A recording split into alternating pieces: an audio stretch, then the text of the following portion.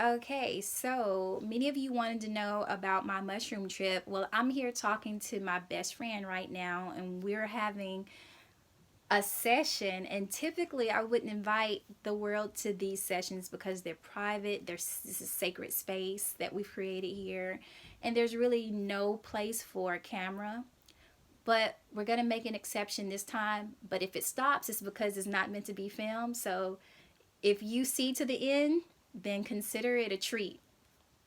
So we were talking about my knowledge that I've gathered from these different entities. And these entities exist inside of sacred mushrooms, certain species of mushrooms, and certain plants, certain trees. And sometimes you have to put the plant and the tree together in order for it to create like this chemical reaction so that it allows you to see in a different frequency. And seeing in a different frequency isn't always just being able to see something that exists in another light wave, but it could also mean you seeing the causation of a problem, or it could mean you being able to understand why something came to you, or break down a dream. Like, it's to understand symbols. Symbols can be in all kind of shapes and forms.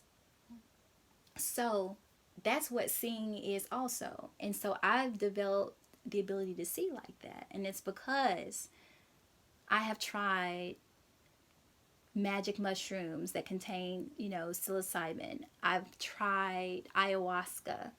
And these are ancient shaman medicines and ways to let them into the spiritual world and see these things. But they're outlawed in the United States because many of them don't want you to see that way, because then you'll start to see the bullshit that has become of the government and this world. And that's a whole different video. But my trip on mushrooms, which is what I told YouTube I would tell them about, it was basically seeing who I was for the first time.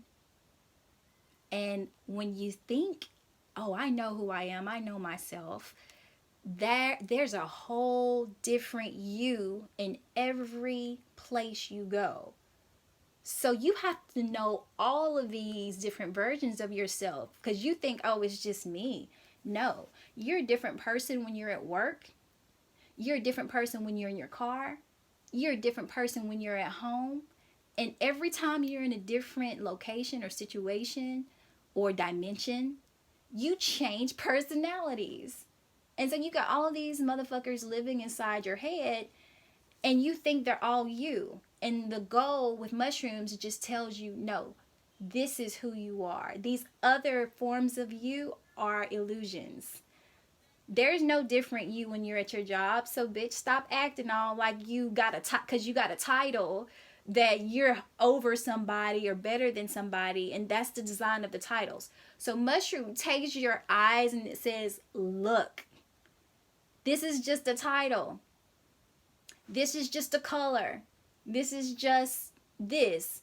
Stop making it important, you know? And look at it for what it is. And it will, if you look at something a different way, it will show you a different way of seeing it. So mushrooms taste you and it shows you like these are all the contradictions about nature that you have in your head, about your job, about who you think you are, about your history. All these are different terms and words and things that you use to distract yourself from who you really are. And of course, it's been taught to you that way, but now it's time to see it. You can't keep living in this illusion all of your life. And every time you take me, I'm going to break a piece of that rock. I'm going to keep chiseling away at that wall that you've built around the real you until we break that bitch down. That's some powerful shit. And so mushrooms and ayahuasca, they meet you at that place, that bridge where you have to either fucking jump and just trust that it's gonna take you to, like, give you a soft landing. And sometimes the landing isn't soft. It ain't gonna kill you though. That's for sure. And so a lot of these drugs are outlawed because they try to make people think that you can OD on them and that you can, die. Well, yeah, you can OD on marijuana. You can be out your fucking mind on marijuana, but you're gonna come down, and you're not gonna die. Nobody's ever overdosed and died from marijuana. There are no cases of that. Nobody's ever died from ayahuasca. Nobody's ever died from MDMD. Nobody's ever died from psilocybin. Nobody's ever died from some of these natural remedies that they have as Schedule 1 drugs.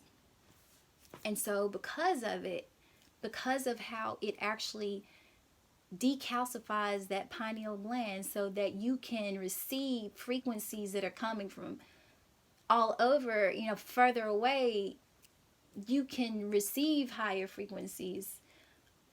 But when it decalcifies that, your eyes are open, your third eye, as you like to say, whatever way you can see, because you can see, feel, think, and all of these things through your skin.